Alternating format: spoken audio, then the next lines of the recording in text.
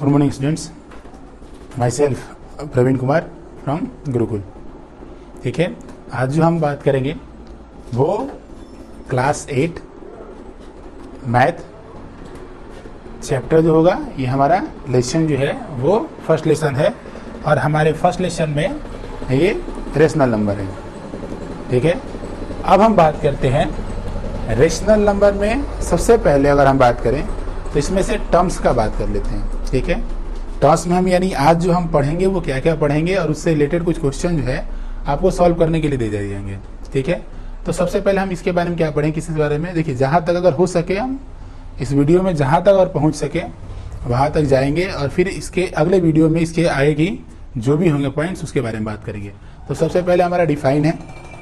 ठीक है, तो हम बात करते हैं डिफाइन के लिए। ठीक है, तो अगर डिफाइन का बात करें अगर हम देखें तो देखिए, डिफाइन कहने का मतलब है कि हम रेशनल नंबर जो है वो किस तरीके से रेशनल नंबर्स कहेंगे। देखिए, तो रेशनल नंबर्स क्या होते हैं। अगर हम रेशनल नंबर का अगर बात करते हैं, ठीक है, तो रेशनल नंबर दिया गया यहां पे कि number can be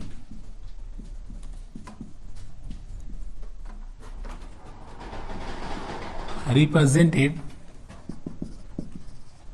in the form of P by Q, where P and Q are integers and Q not equal to 0। यानी कहने का मतलब यहाँ पे दिया हुआ है कि रेशनल नंबर्स क्या होता है कि वैसे नंबर्स, ठीक है, नंबर्स कैन बी रिप्रेजेंटेड, जिसे हम रिप्रेजेंट कर सकते हैं किस तरीके से, इन the form of P by Q.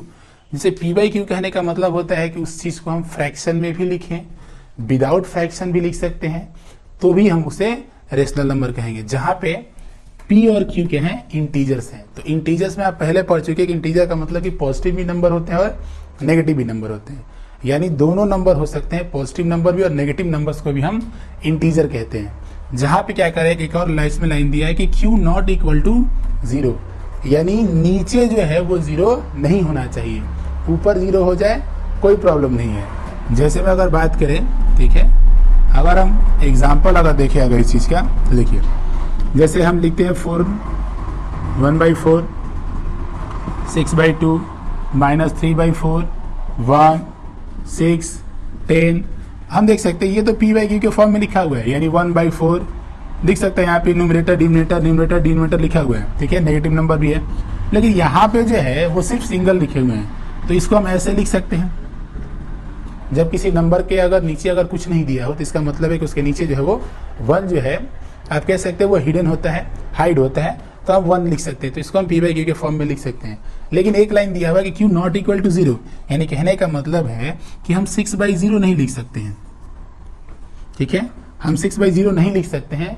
कारण क्या बनता है, क्योंकि ये साफ साफ है इसके डेफिनेशन में क्यू नॉट इक्वल टू 0 नहीं होना चाहिए। ठीक, हाँ 0/6 अगर हो तो हम कह सकते हैं कि ये रेशनल नंबर है, लेकिन नीचे 0 अगर हो गया तो वो हमारा रेशनल नंबर नहीं होता है। तो हमारा रेशनल नंबर्स का डिफाइन अगर देखें फिर से, तो numbers can be represented in the form of P by Q where P and Q are integers and Q not equal to 0। यहाँ पे कुछ एग्जाम्पल दे दिए। ठीक है, तो ये रेशनल नंबर्स के हमारे डेफिनेशन है। ठीक है, अब हम बात करते हैं हमारे अगले पॉइंट की तरफ। जो अगला पॉइंट हमारा क्या है, positive and negative rational number. ठीक है, हम इसी एग्जाम्पल्स के ऊपर आपको हम बात कर लेते हैं कि पॉजिटिव और नेगेटिव जो रेशनल नंबर्स हैं वो क्या होते हैं।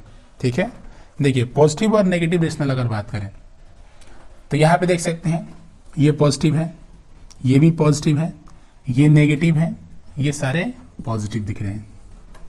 अब हम कब इस चीज को पॉजिटिव रेशनल नंबर कहेंगे और कब नेगेटिव कहेंगे। देखिए, अगर डिनोमिनेटर में अगर या न्यूमरेटर में नेगेटिव हो या डिनोमिनेटर में नेगेटिव हो, तो ये दोनों जो होंगे ये नेगेटिव रेशनल नंबर हैं। ठीक है, ये जो हैं ये नेगेटिव रेशनल नंबर है। लेकिन पॉजिटिव रेशनल का नंबर कब होंगे, जब जैसे 1/4 और -1 और -4 यानी अगर न्यूमरेटर पॉजिटिव और डिनोमिनेटर पॉजिटिव, अगर दोनों अगर पॉजिटिव हुए तो वो होंगे पॉजिटिव रेशनल नंबर, और साथ ही साथ अगर दोनों के दोनों यानी न्यूमरेटर भी और डिनोमिनेटर भी अगर दोनों के दोनों अगर नेगेटिव होते हैं तो उस समय भी वो क्या होंगे, पॉजिटिव रेशनल नंबर होंगे। ठीक है, समझ में आई बात। अगर किसी में भी अगर न्यूमरेटर या डिनोमिनेटर अगर किसी एक में अगर नेगेटिव हुआ तो वो नेगेटिव रेशनल नंबर हुआ।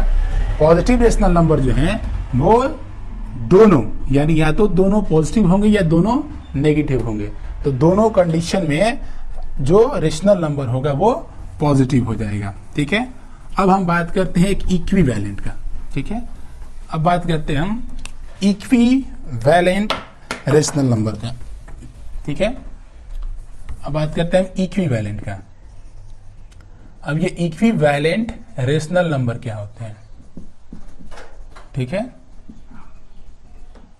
देखिए इक्विवेलेंट रेशनल नंबर क्या होते हैं। इक्विवेलेंट का मतलब कि इक्वल, जिस तरीके से क्वेश्चन दिए जाते हैं, जैसे सपोज करते हैं कि लिखा रहता है कि चलिए 1/2 का आप इक्विवेलेंट लिखिए 3, 4, 5, 6, 7, 8, तो आपको कुछ नहीं करना है। देखिए इक्विवेलेंट दो तरीके से निकलते हैं, या तो न्यूमरेटर और डिनोमिनेटर में एक ही नंबर से डिवाइड किया जाए या तो एक ही नंबर से मल्टीप्लाई करते हैं। ठीक है, तो वो दोनों तरीकों से हम इक्विवेलेंट निकाल सकते हैं। जैसे में अगर 1/2 है तो हम क्या करेंगे, ऊपर 2 से मल्टीप्लाई कर देते हैं, नीचे 2 से मल्टीप्लाई कर देते हैं। ठीक, उसके बाद अगले के लिए क्या करेंगे, 3 से मल्टीप्लाई कर देते हैं, फिर अगले वाले में भी 3 से मल्टीप्लाई कर देते हैं, फिर ऊपर से भी 4 कर देते हैं और नीचे वाले में भी 4 से मल्टीप्लाई कर देते हैं।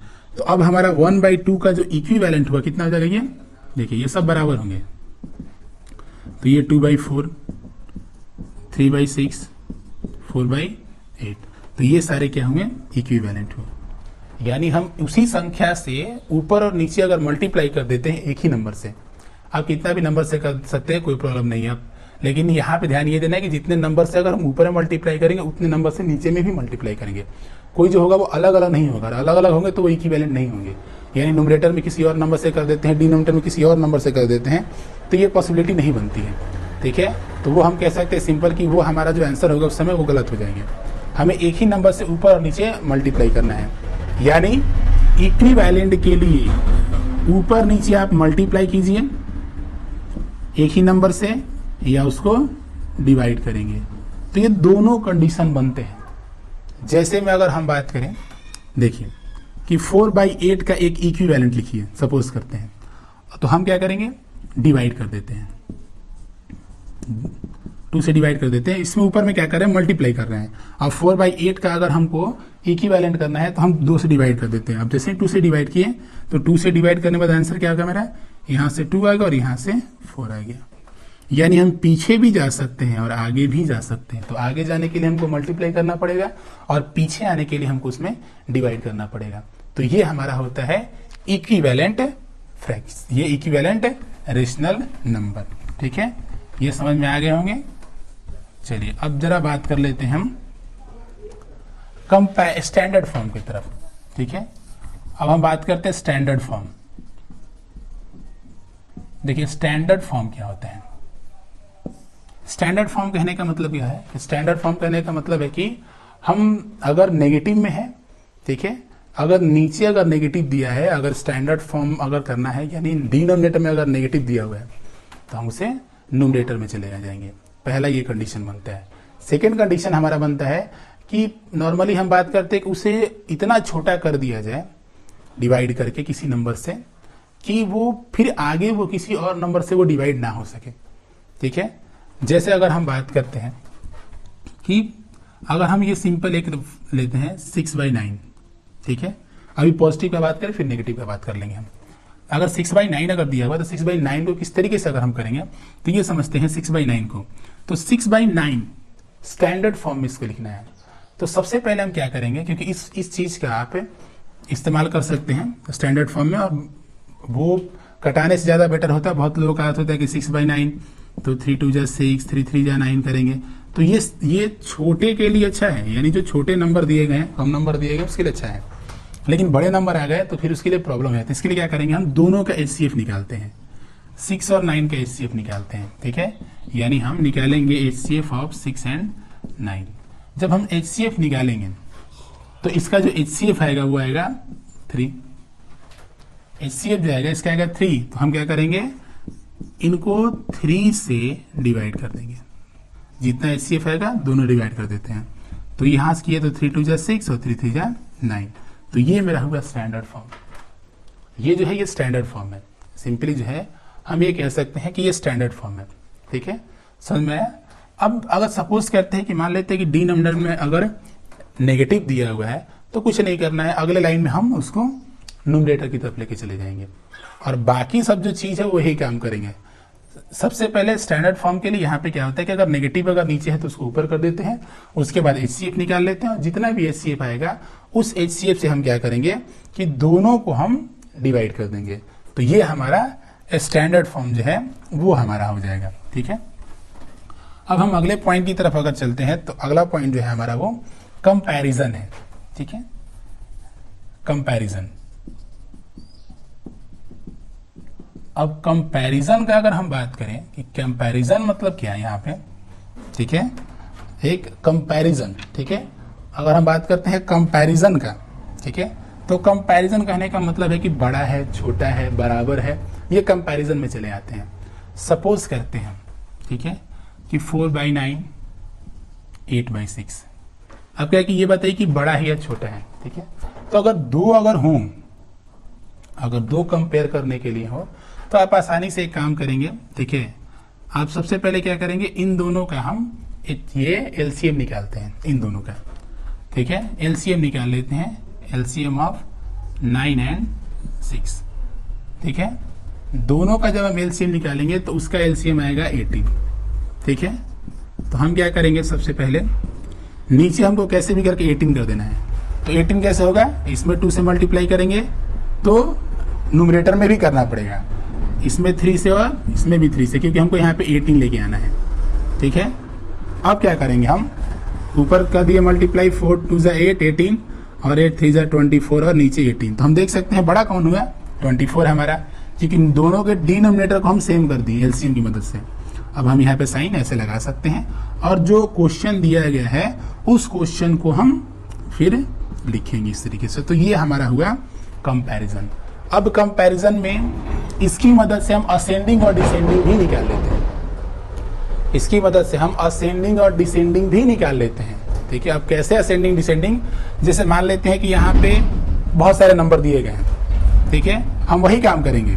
जैसे में अगर हम बात करें कि अगर ये लिखा है 4/9 8/6, ठीक है, 3/5 4/3 ऐसे करके लिखा हुआ है, क्या कि इसको क्या है असेंडिंग में या डिसेंडिंग में कीजिए आप। तो करना क्या है कि 9 6 5 और 3 का LCM निकाल देंगे जैसे निकाले अभी, और उसी तरीके से इन दोनों सबके डिनोमिनेटर को बराबर कर देंगे। ठीक है, बराबर करने के बाद ऊपर का मिला लेंगे, ऊपर का अगर बड़ा होगा तो बड़ा, छोटा होगा तो छोटा, उसी के अनुसार असेंडिंग और डिसेंडिंग को जो है वो हम सजा सकते हैं। ठीक है, अब एक बात करते हैं, देखिए अब बात करते हैं हम एब्सोल्यूट वैल्यू का। देखिए एब्सोल्यूट वैल्यू क्या होता है, तो एब्सोल्यूट वैल्यू जो होता है आपका, ठीक है, क्योंकि असेंडिंग डिसेंडिंग जो है वो आपको बता चुके हैं। एब्सोल्यूट वैल्यू क्या है, तो एब्सोल्यूट वैल्यू कहने का मतलब है कि इसका कहने का मतलब कि यहाँ पे जो साइन है उसको हटा देंगे।